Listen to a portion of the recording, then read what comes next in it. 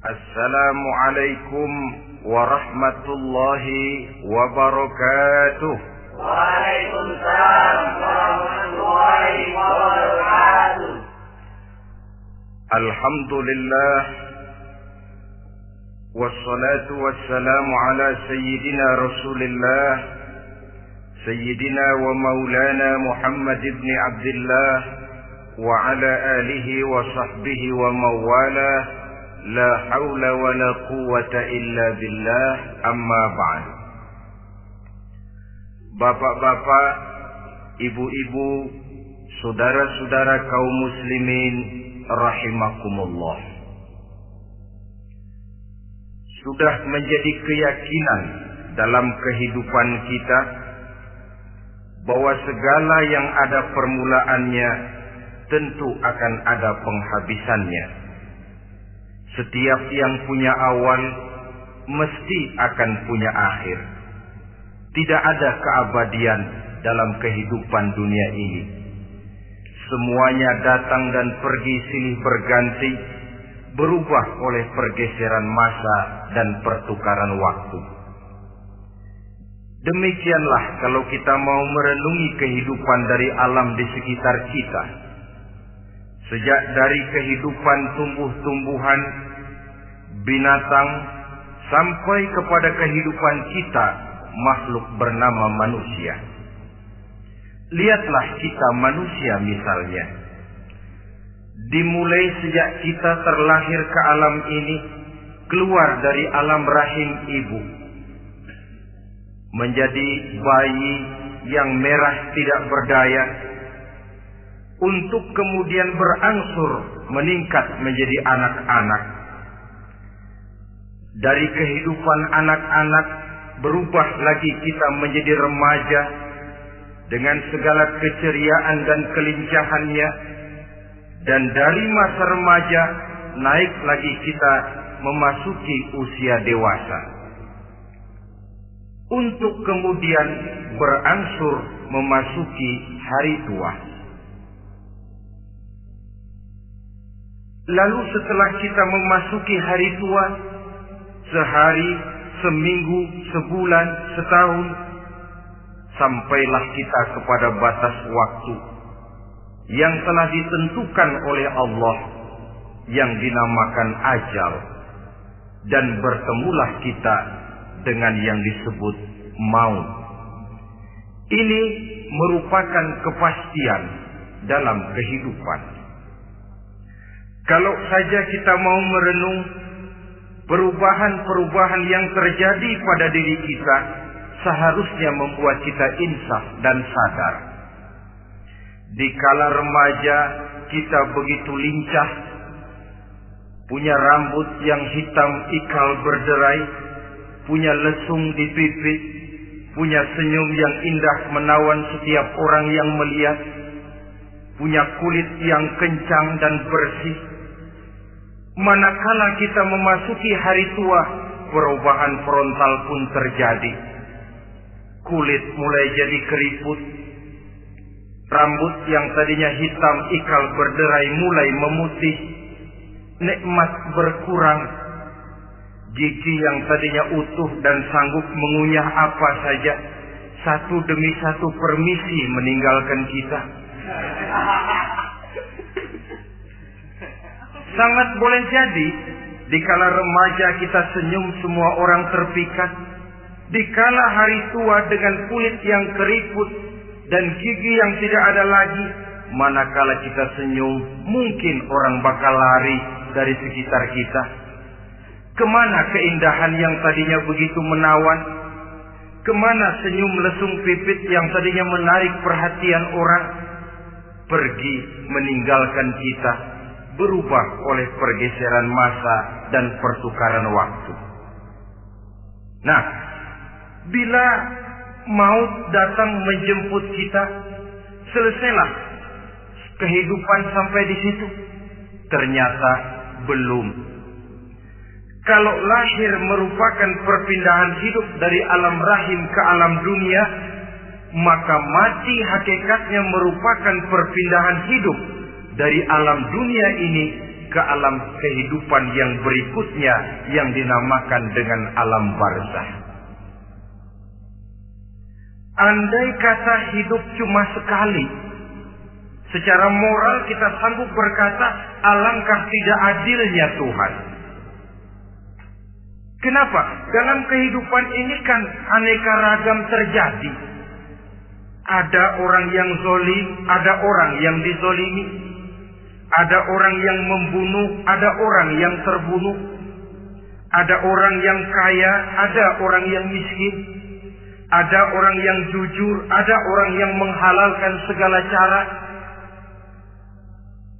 Sehingga banyak ketidakadilan yang terlepas daripada pengadilan dunia. Lalu orang pun bilang, di dunia ini katanya banyak pengadilan tapi sulit keadilan. Di dunia ini mudah mencari pengadilan tapi sulit untuk mencari ketidakadilan. Andai kata hidup cuma sekali, tidak akan ada hidup sesudah hidup yang sekarang ini. Bagaimanakah nasib mereka yang lepas dari pengadilan dunia ini? Alangkah tidak adilnya Allah, andai kata tidak ada kehidupan sesudah hidup yang sekarang.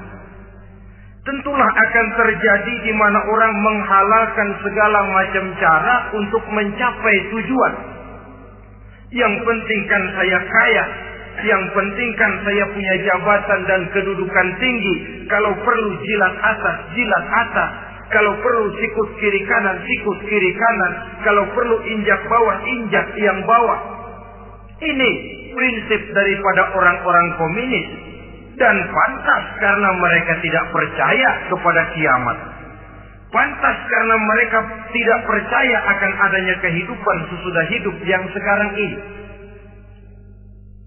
Maka saya menghimbau kepada seluruhnya, kita sudah kadung menyepakati negara ini berdasarkan Pancasila. Kita sudah kadung konsensus bahwa PKI dengan seluruh ajarannya tidak punya hak hidup di bumi Pancasila yang kita cintai ini.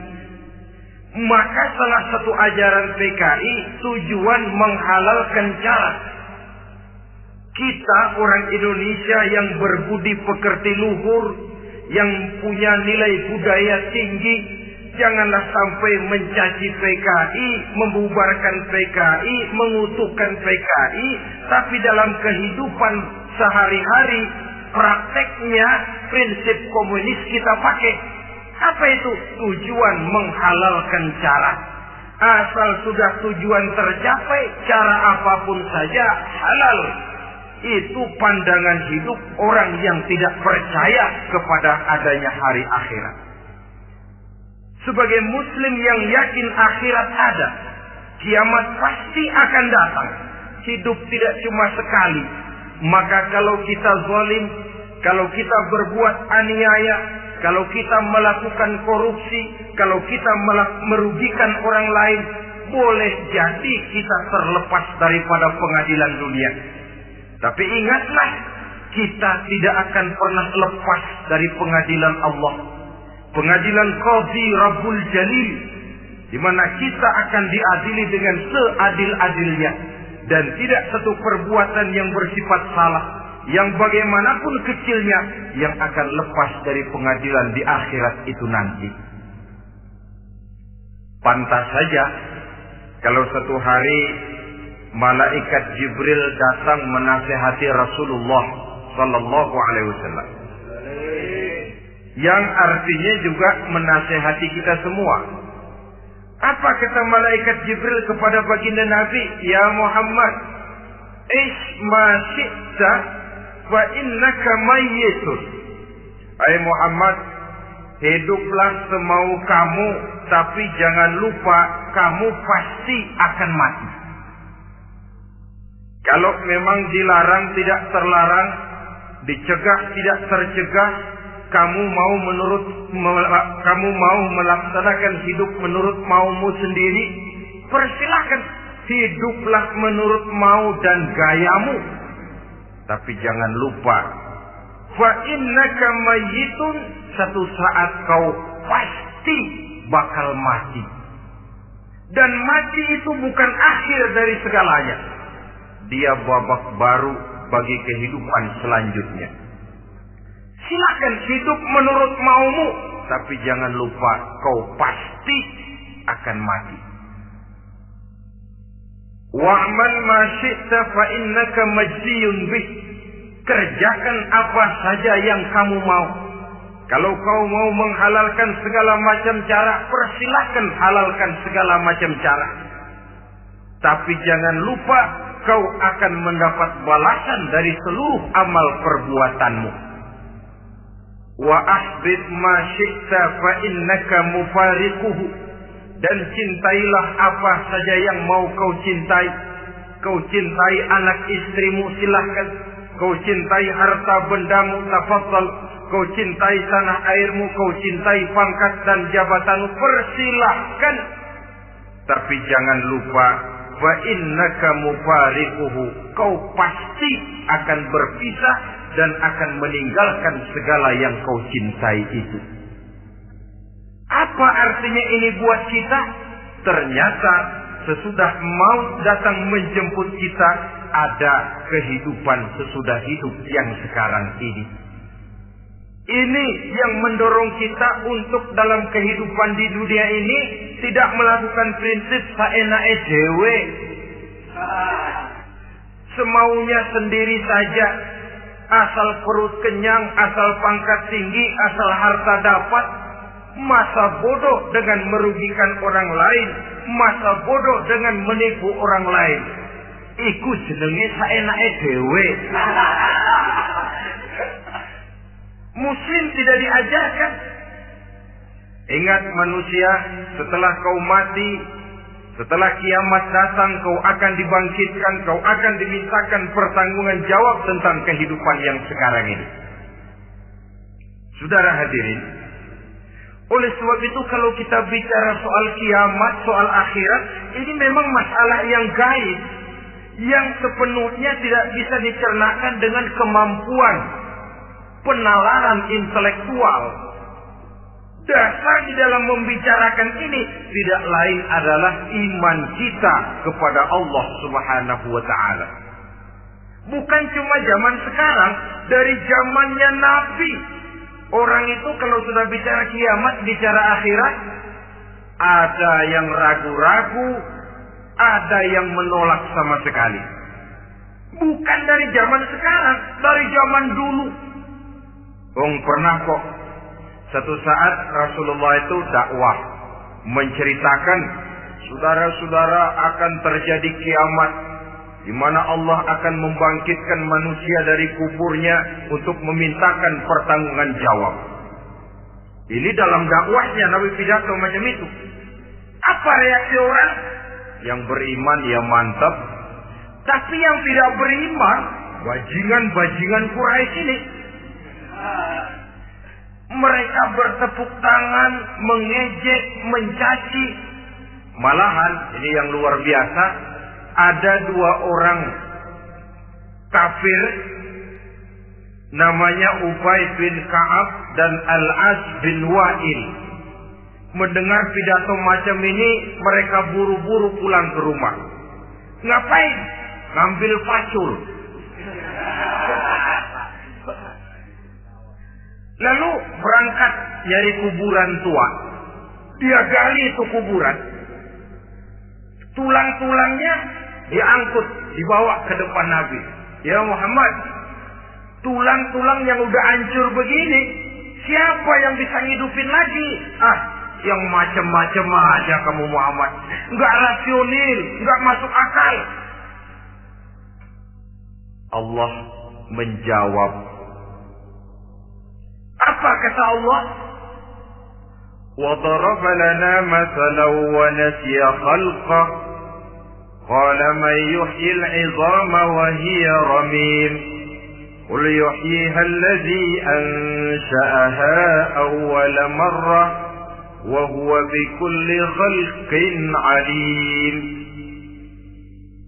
Mereka memberikan perumpamaan kepada kami, kata Allah. Mereka melupakan asal kejadiannya. Mereka bertanya, siapa yang sanggup menghidupkan tulang belulang yang sudah hancur kayak begini? Qul yuhyiha alladhi ansaha awwala marrah. Katakan kepada mereka Muhammad, yang akan menghidupkannya adalah Dia yang telah menciptakannya pertama kali dulu. Kalau Dia sanggup menciptakan, Dia tentu lebih sanggup lagi untuk mengembalikan reproduksi ciptaan itu sebagaimana semula. Yang paling kasihan yang ragu-ragu. Akhirat itu ada apa enggak sih? Kiamat itu ada apa enggak sih? Lantaran ragu-ragu, terombang-ambing dia antara harapan dan putus asa, antara kenyataan dan idealisme. Ada yang buta sama sekali 100% terhadap keadaan-keadaan sesudah mati. Perhatian mereka hanya tercurah kepada kehidupan sebelum mati. Yang mereka perhatikan siang dan malam tidak lebih daripada urusan perut. Pergi pagi, pulang sore, peras keringat, banting tulang. Cuma soal makan, soal minum, soal pakaian, soal kendaraan, soal rumah tangga, soal anak, soal istri.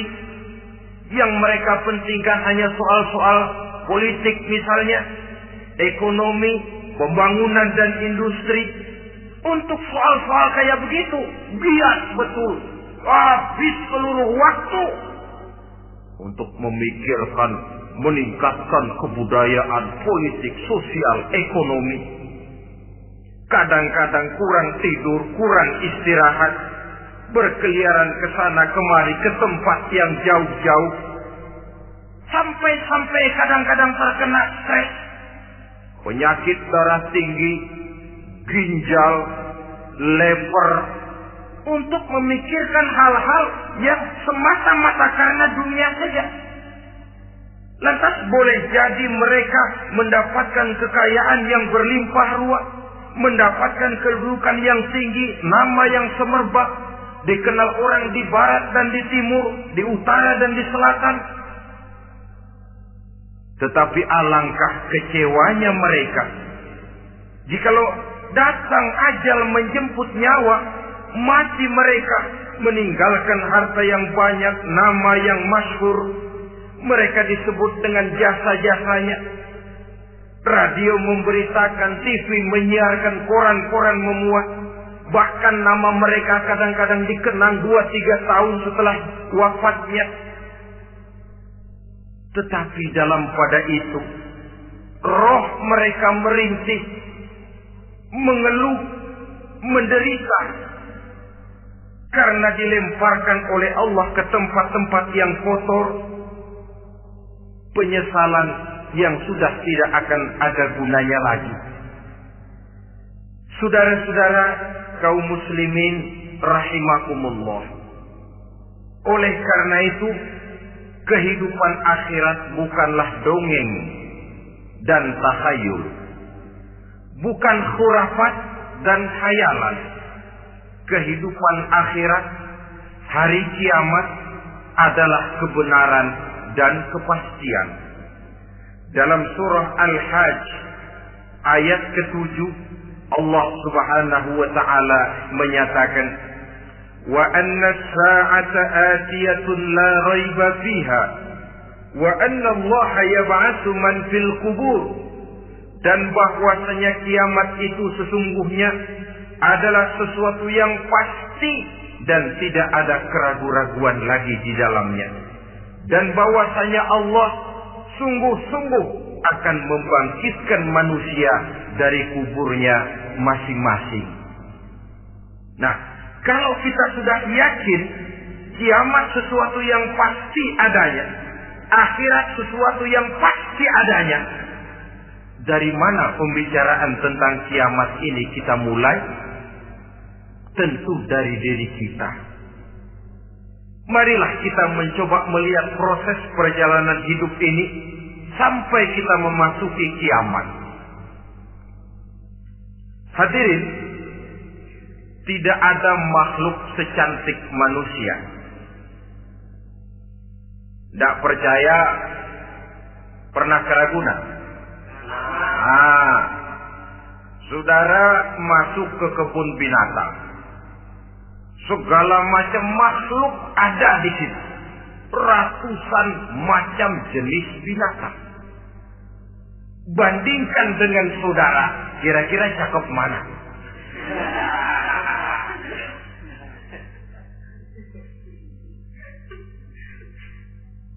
Dari seluruh makhluk yang diciptakan Allah itu, manusia fi ahsani taqwim, dalam bentuk yang paling sempurna, sejak susunan biologis sampai kemampuan berpikir.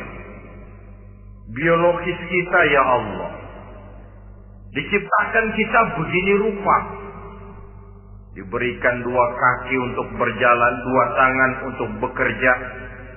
Diberikan 2 mata, dua-duanya di depan. Pernah saudara mikir kalau mata kita yang satu di depan, yang satu di belakang?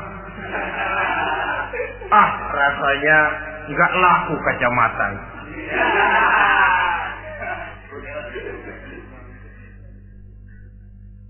Diberikan hidung dengan 2 lubang. Tahu betul Allah ke bawah lagi lubangnya. Coba pikir kalau lubang hidung kita menghadap ke atas. Aduh, kalau musim hujan repot jagain hidung. Laqad khalaqnal insana fi ahsani taqwim. Sungguh telah kami ciptakan manusia dalam bentuk kejadian yang paling sempurna ketimbang makhluk-makhluk Allah lainnya. Nah, kesempurnaan manusia ini oleh karena hidupnya terdiri dari 2 unsur pokok.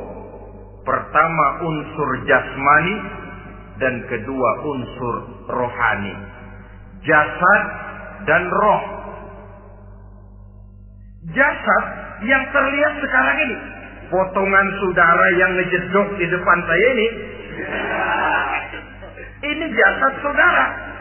Ini yang berasal dari saripati makanan yang dimakan oleh bapak ibu kita. Lalu hasil kerjasama yang baik antara ibu dengan bapak, terwujudlah kita. Kalimat langsungnya, jasad ini berasal dari tanah yang tadi berubah dari bayi, remaja, dewasa, meningkat hari tua.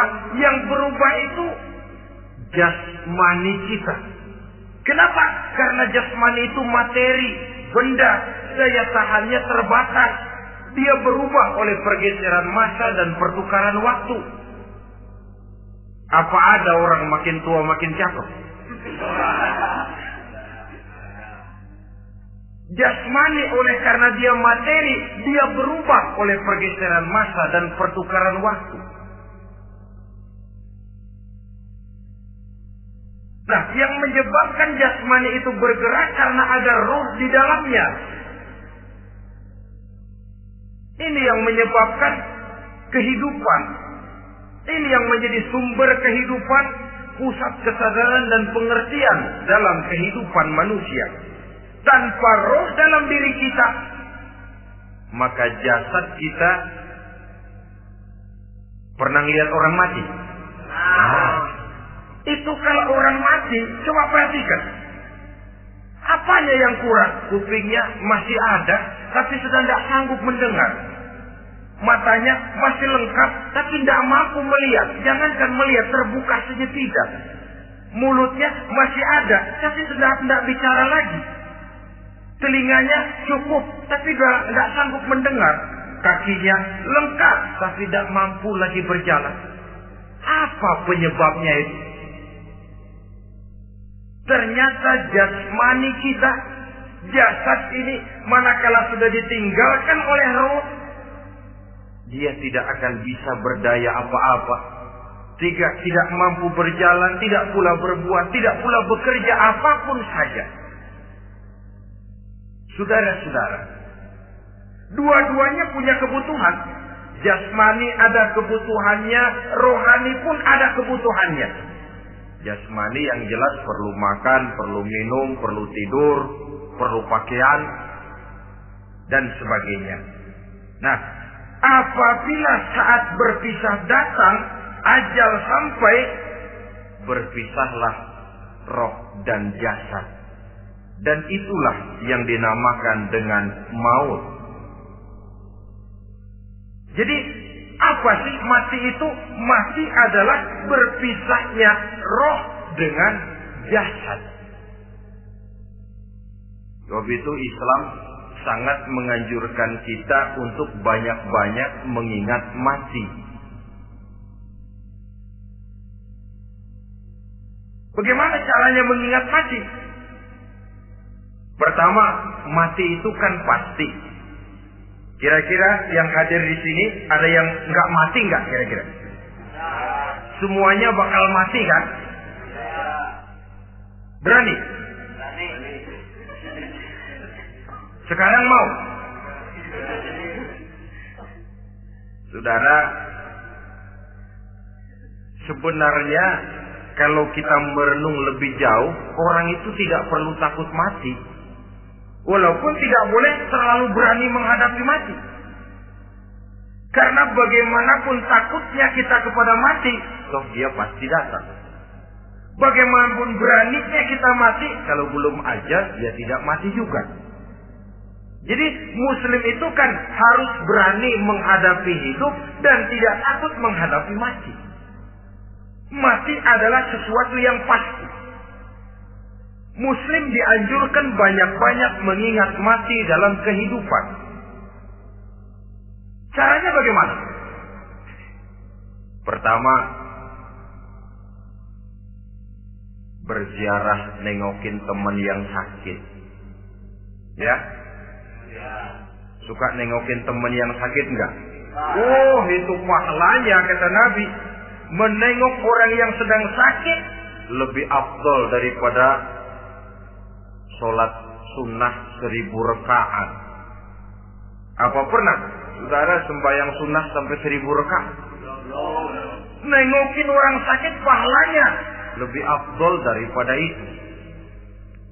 Kenapa menengoki orang sakit mengingatkan kita kepada mati?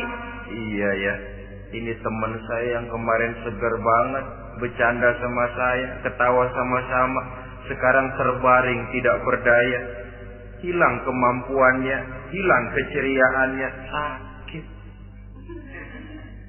Iya kalau sembuh, kalau aja, iya sekarang giliran dia, kalau jatuh ke saya.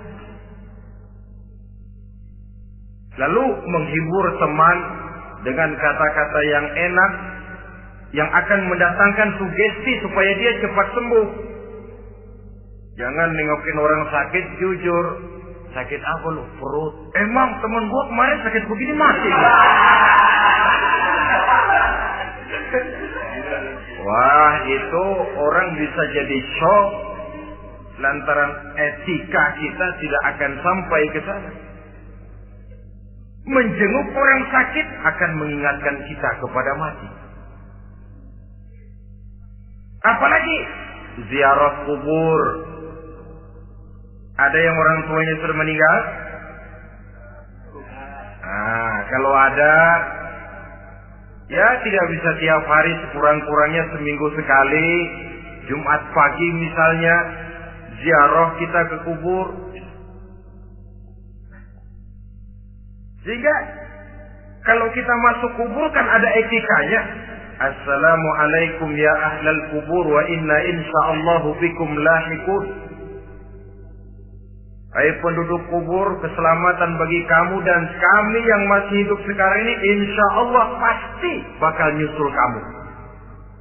Iya, yang kemarin gagah benar sekarang terbaring tanpa daya. Ini unggukan kuburannya. Yang kemarin ada sekarang sudah tidak ada. Kemana dia? Kami satu saat pasti akan begini.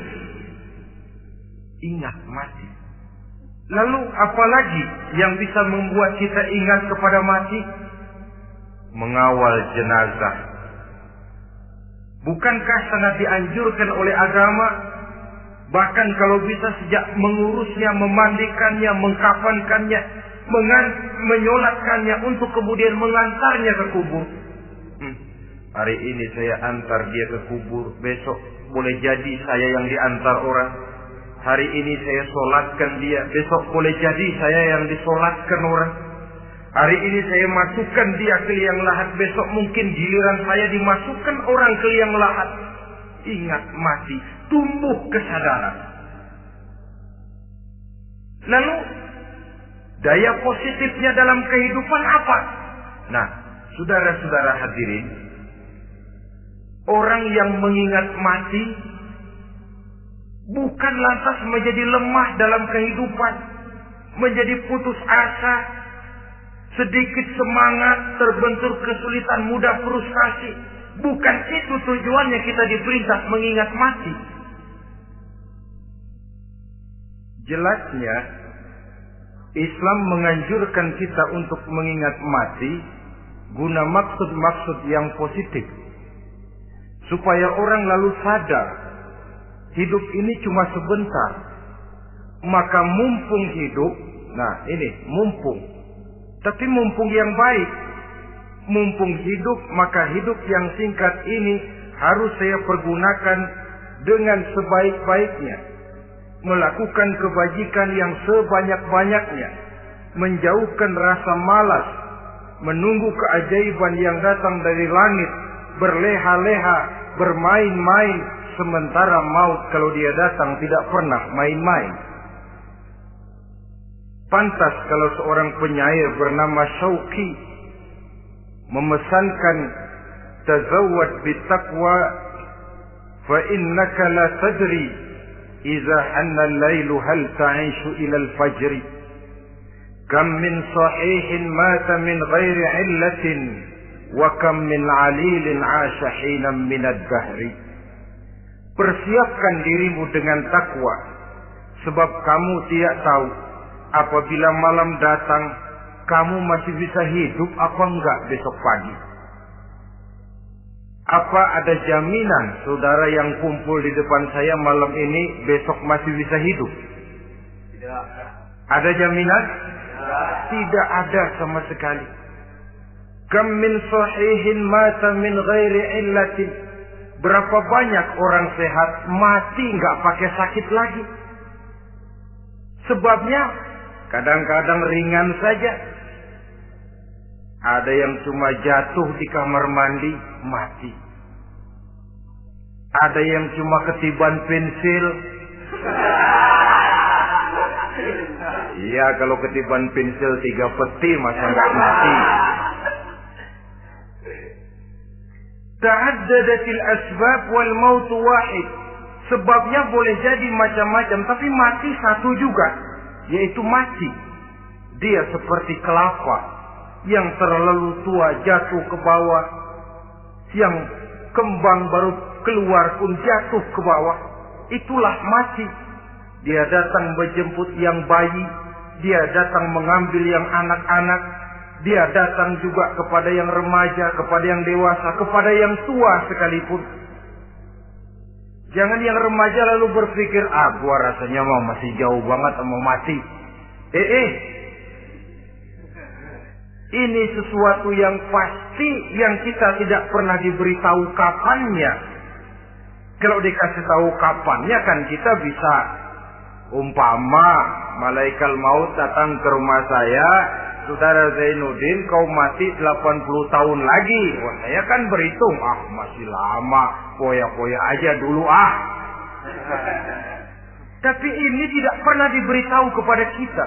Lantaran tidak diberitahu itulah kita perlu bersiap-siap dengan selalu mengingat-ingat mati yang mendorong kita untuk berbuat positif.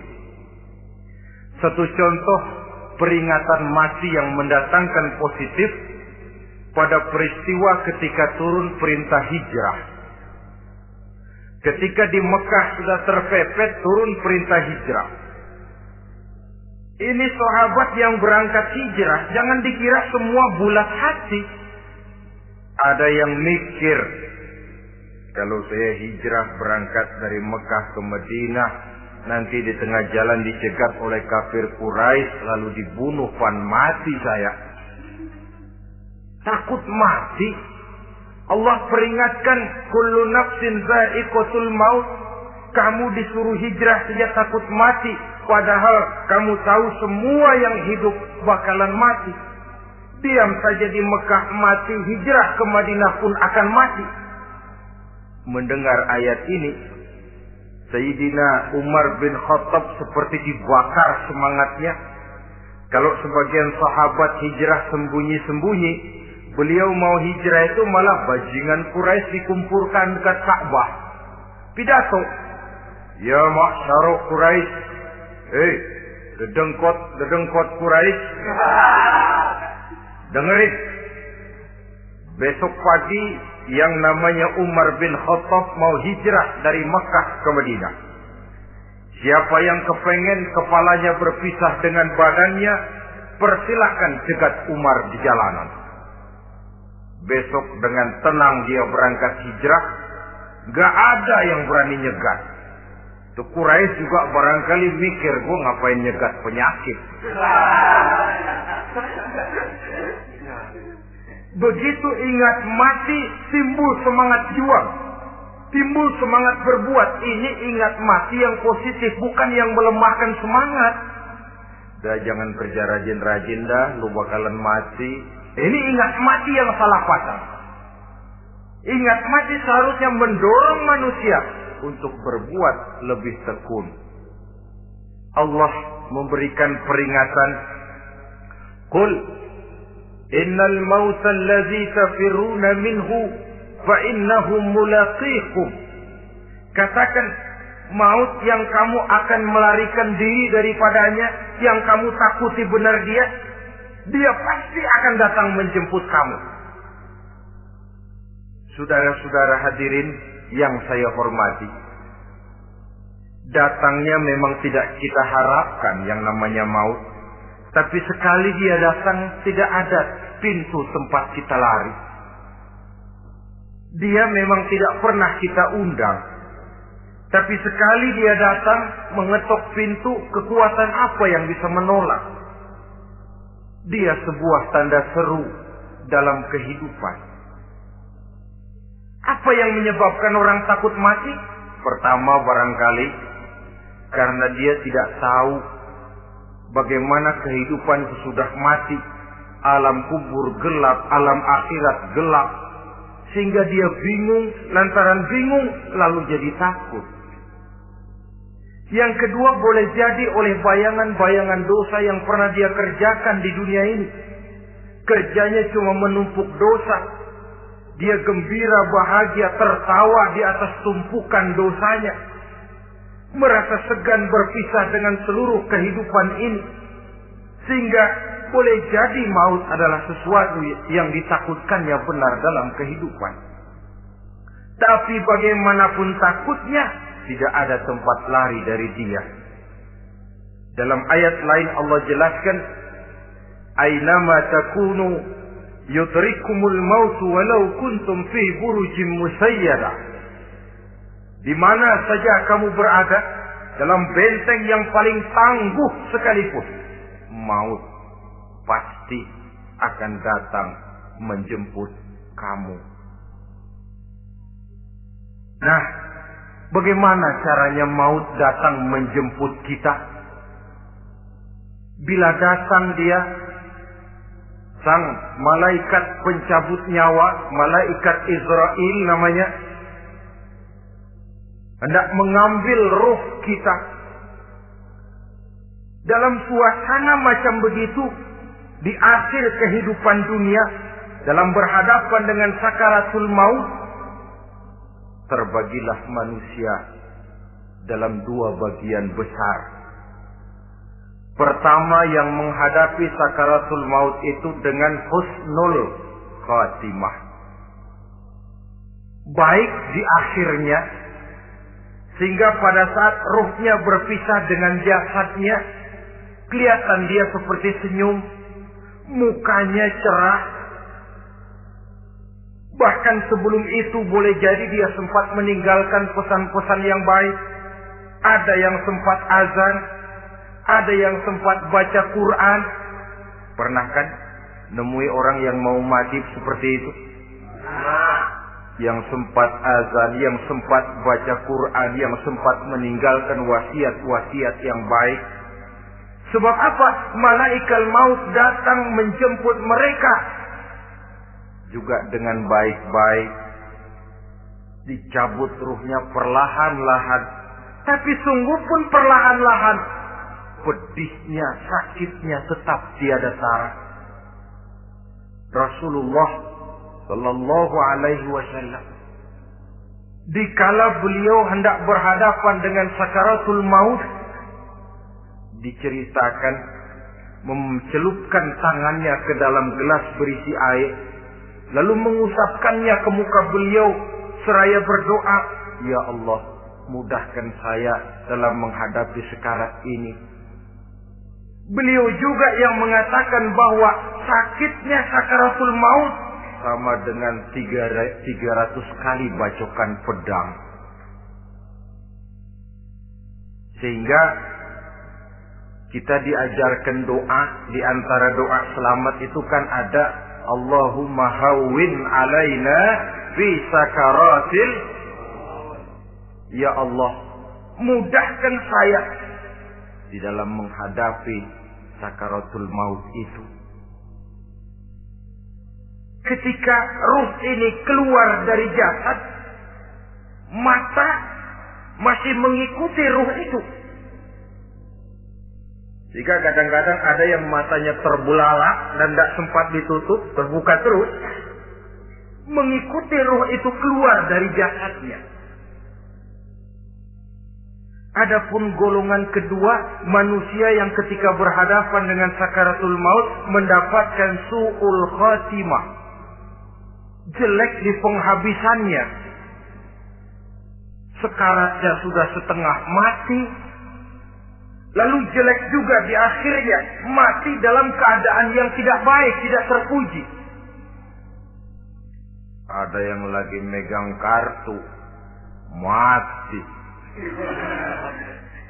Ada yang lagi di tempat ngadu ayam, mati. Ada yang lagi di tempat pelacuran, mati. Ada yang lagi megang botol minuman keras, mati. Nih barangkali malaikat maut gemes banget nariknya, lu bajingan, lu tarik terus. Mati su'ul khatimah.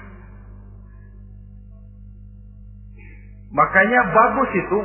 Kadang-kadang di majelis-majelis taklim kan sering dibaca, Ya Allah biha, Ya Allah biha, Ya Allah bihusnil khatimah. Kan ada itu? Ada enggak? Saudara hadirin, mohon agar oleh Allah kita diberikan husnul khatimah, baik di saat ruh akan berpisah dengan jasad. Ini sesuatu yang pasti.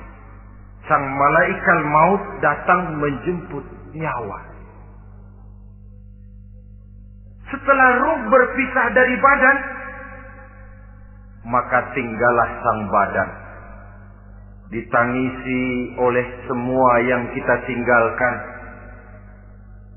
Sehingga kepada putrinya Fatimah, ketika malaikat maut datang hendak menjemput baginda Nabi, beliau berkata kepada anaknya, Fatimah, kamu tahu siapa yang datang? Saya tidak tahu, Bapak. Yang datang hadimul lazat. Itu dia yang menghancurkan seluruh kesenangan dunia.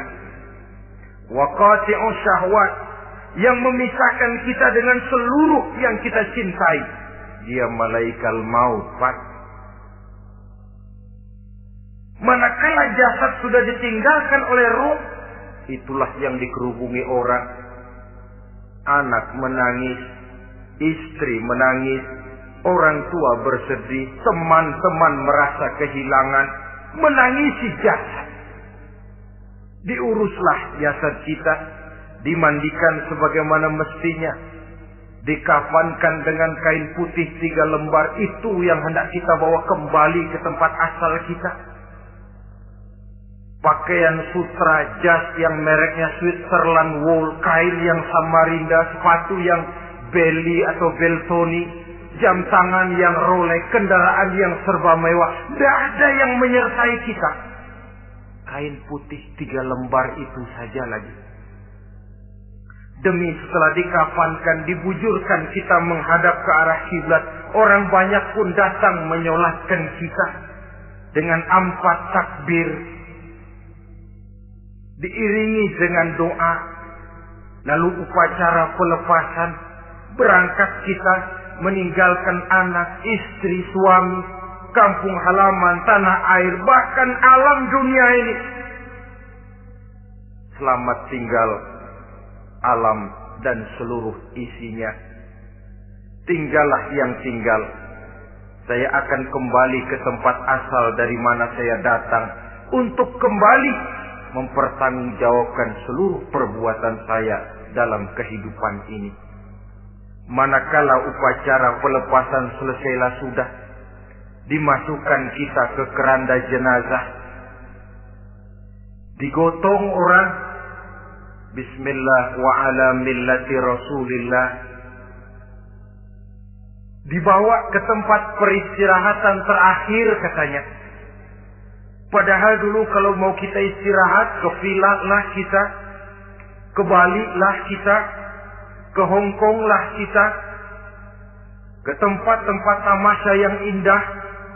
Oh, rupanya akan sampai juga perjalanan menuju tempat peristirahatan terakhir, yang luasnya tidak akan lebih dari 2 kali 1 meter. Diusung orang kita, diantarkan orang banyak.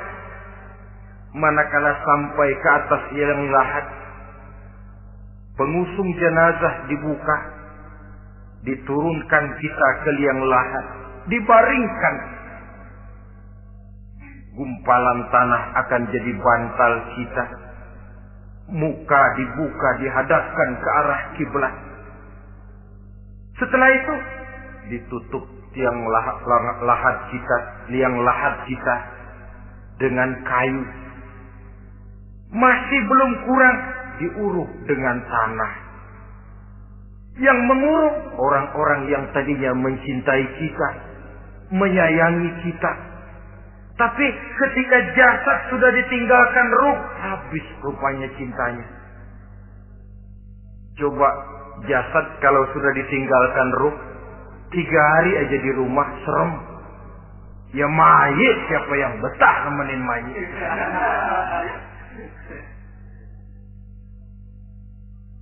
Lalu bila upacara pemakaman selesai, maka berusahalah semuanya. Para pengantar akan kembali ke rumahnya masing-masing.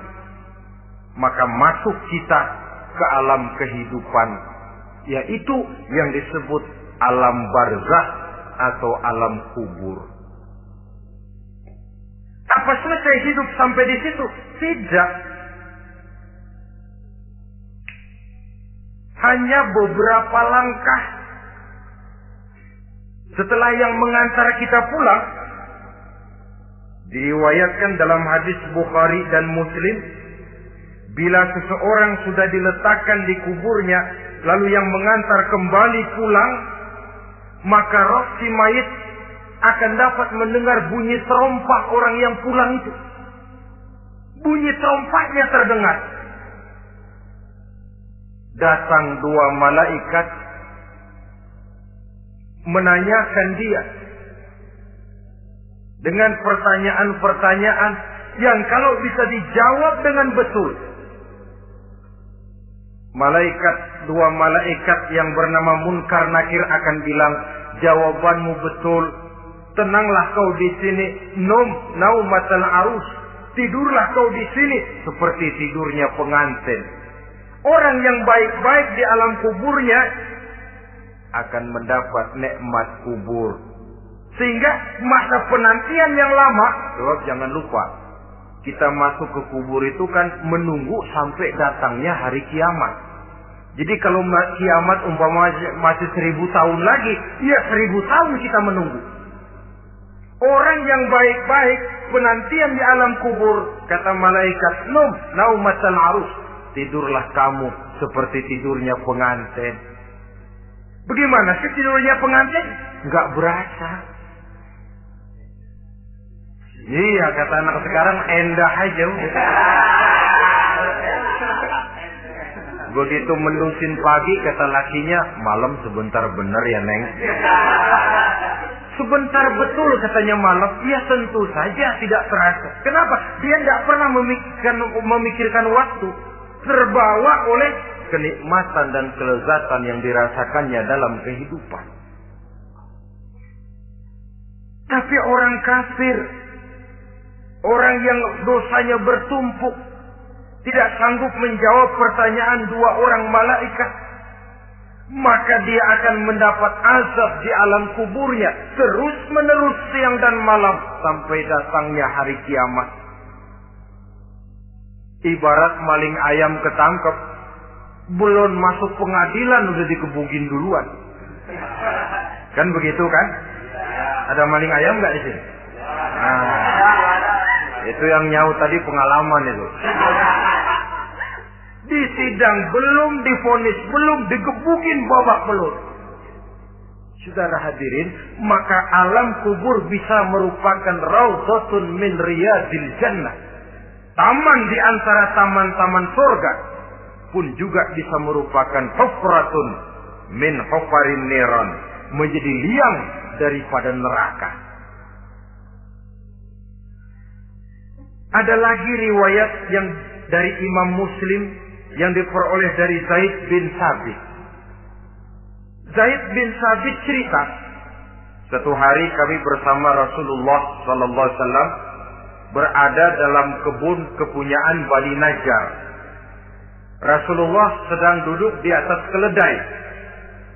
Tiba-tiba entah bagaimana itu keledai terkejut, kaget, berontak, hampir Rasulullah jatuh. Rasulullah kemudian bertanya, rupanya di kebun itu ada kuburan tua, 5 atau 4 kuburan. Rasulullah lalu bertanya, saudara-saudara, ada yang tahu nggak ini kuburan siapa?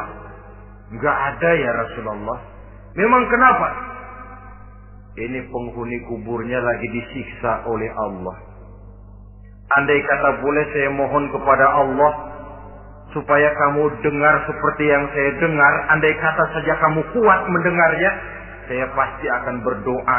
Tapi sayang, saya yakin kamu pasti tidak akan kuat mendengar mereka mendapat azab di kuburnya.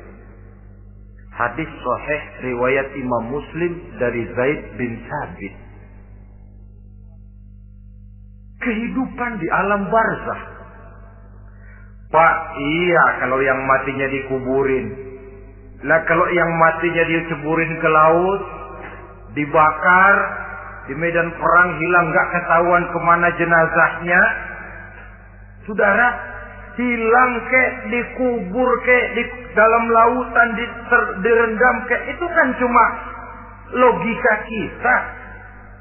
Menurut Allah tidak ada perbedaan orang mati dikubur di dasar lautan atau dibakar sampai jadi abu atau gugur di medan perang tidak ketemu jenazahnya. Entah mereka tetap masuk ke alam barzah namanya. Jasad boleh hancur, tapi roh sebagai sumber kehidupan, pusat kesadaran dan pengertian, dia tetap ada, mengalami kebahagiaan dan kegembiraan atau mengalami kepedihan dan penderitaan, bergantung kepada amalan yang kita lakukan dalam kehidupan di dunia ini. Maka dalam Yasin tadi kan jelas, Qul yuhyiha alladzi ansha'aha awwala marrah. Yang menghidupkan mereka yang dikubur di dasar lautan, mereka yang dibakar sampai jadi abu, yang akan menghidupkan ialah Allah yang menciptakan mereka dulu pertama kalinya. Jadi kalau sudah ada aslinya, ya tentu tidak perlu contoh lagi, akan sangat mudah membuatnya. Orang tua kita, keluarga kita yang sudah berpulang, mereka di alam barzakh sekarang ini bisa mendapat nikmat kubur, bisa mendapat azab kubur. Bergantung amalan mereka dalam kehidupan di dunia ini. Dalam Musnad Imam Ahmad dan Sahih Abi Hatim malah ada tambahan riwayat. Orang yang banyak kebajikannya di dunia, amalannya akan datang menemani dia. Sholatnya dekat kepalanya, puasa sebelah kanan, zakat sebelah kiri. Menghibur dia. Malahan dikatakan berbentuk orang yang cantik menemani dia di alam kuburnya. Aneh dia tanya, man anta lam ara fid dunya ajmal minka. Siapa kamu? Di dunia ini belum pernah saya melihat orang secantik kamu. Dia jawab, ana amaluka sholeh. Saya adalah amalmu yang soleh yang kau kerjakan waktu di dunia. Saya sekarang diperintahkan untuk menemani kamu di sini. Alhamdulillah. Sedangkan amalnya yang jahat akan datang dalam bentuk yang menyeramkan menemani dia di sana. Bayangin deh, di kuburan ditemenin yang serem-serem. Sama juga di dunia. Di dunia, kalau kita di tempat gelap ditemenin orang cakep, enak nggak? Wah, pengalaman. Tapi coba bayangin, sudah tempatnya gelap, yang nemenin jelek nggak ketulungan, gerah kita. Nah, saudara hadirin yang saya hormati, lalu bagaimana tempat arwah-arwah yang sudah kembali menghadap Allah yang disebut mustaqarrul arwah itu? Macam-macam tingkatannya sesuai dengan profesi dan amalannya waktu di dunia.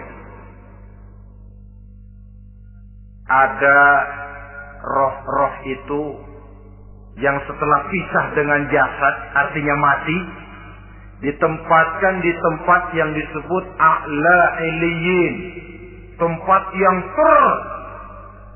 tertinggi. Siapa ini? Arwahnya para nabi dan para rasul.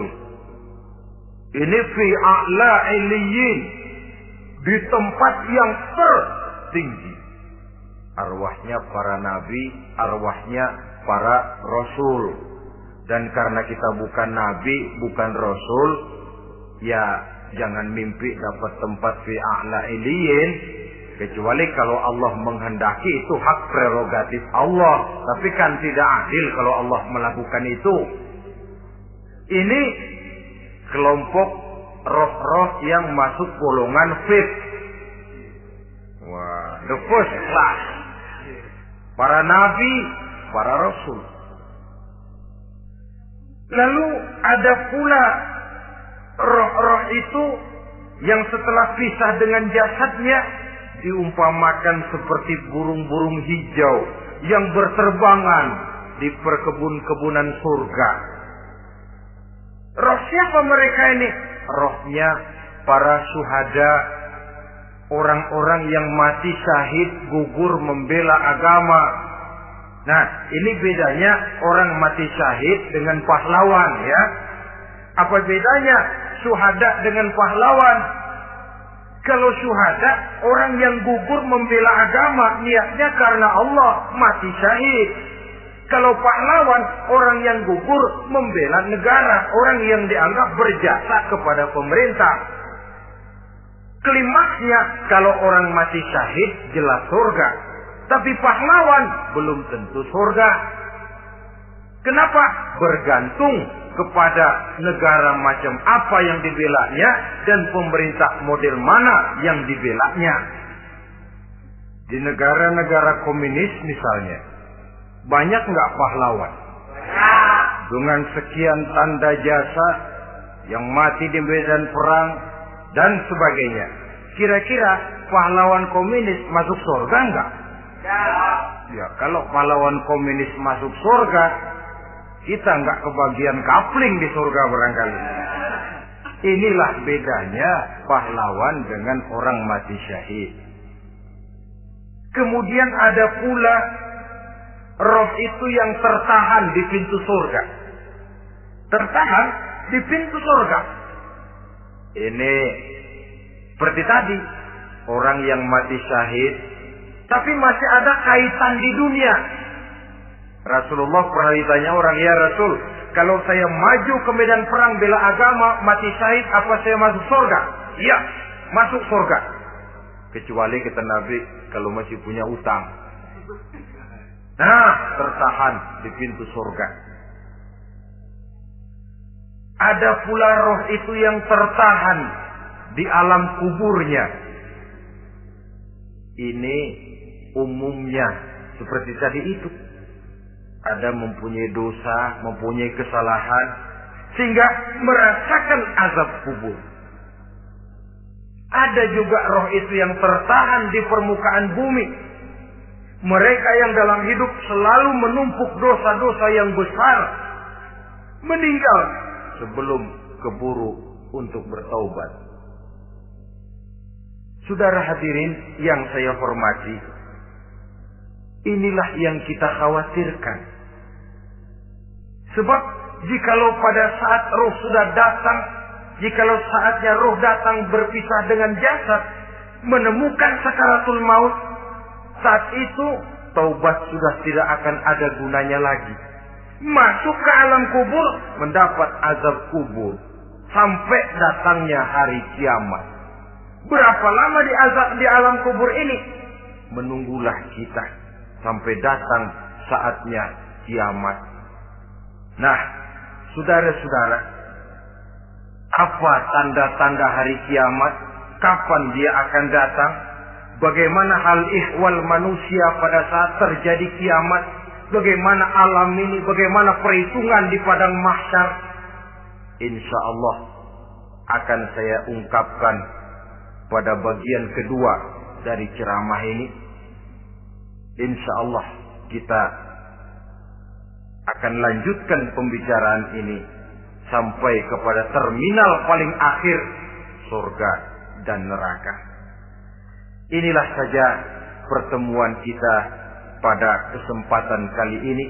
Terima kasih banyak atas segala perhatian. Mohon maaf atas segala kekurangan. Wabillahi taufiq wal hidayah. Wassalamualaikum warahmatullahi wabarakatuh. Waalaikumsalam warahmatullahi wabarakatuh.